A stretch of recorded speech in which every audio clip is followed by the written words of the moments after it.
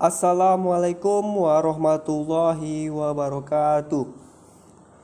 Bertemu lagi dengan saya Fauzan Aslamdani, NIM 180401129, mahasiswa Universitas Muhammadiyah Riau, Prodi Teknik Informatika, semester 6.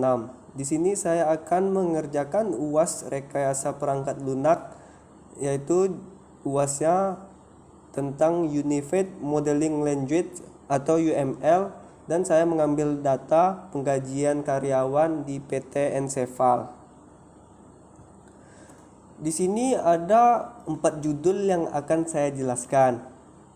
Yang pertama, use case diagram, activity diagram, sequence diagram, dan kelas diagram.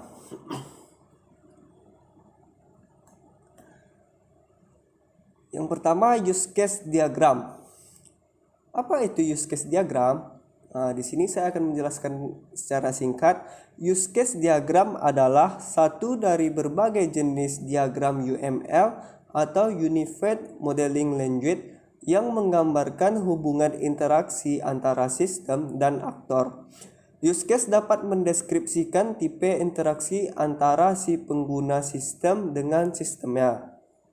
Bagi yang belum paham, di sini saya akan memberikan contohnya ya.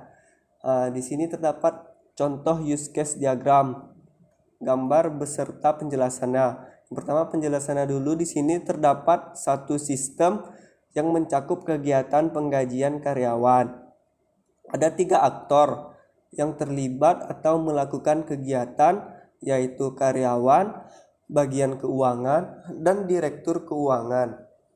Ada 7 use case yang dilakukan oleh aktor-aktor tersebut, antara lain absen pagi, absen sore, menghitung jam kerja karyawan, melaporkan kepada direktur keuangan, memverifikasi laporan gaji karyawan, mentransfer gaji karyawan, dan menerima gaji. Bisa kita lihat di gambarnya ya, karyawan melakukan absen pagi, absen sore, dan menerima gaji.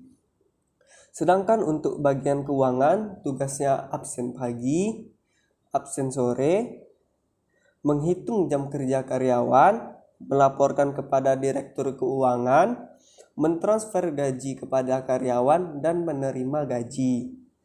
Direktur keuangan tugasnya memverifikasi laporan gaji karyawan dan menerima gaji. Selanjutnya ada activity diagram. Apa itu activity diagram?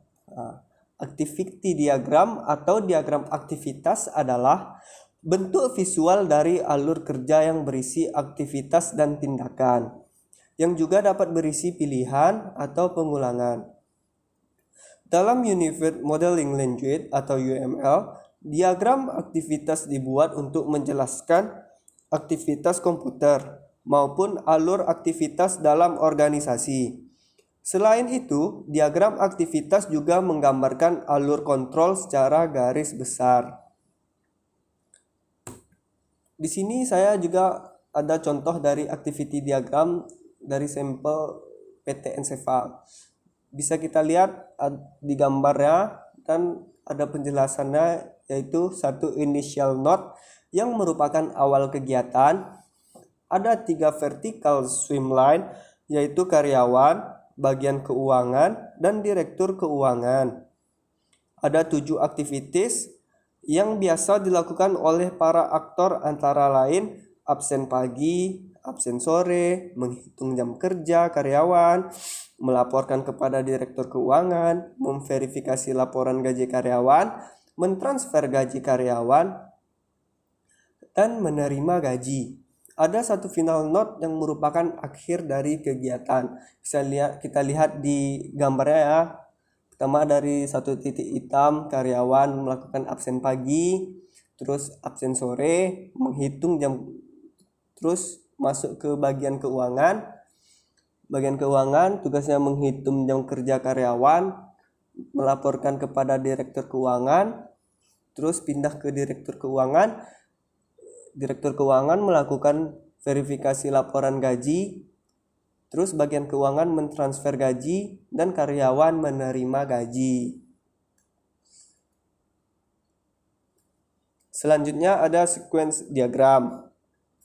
Sequence diagram adalah diagram interaksi yang merinci bagaimana sebuah operasi dilakukan.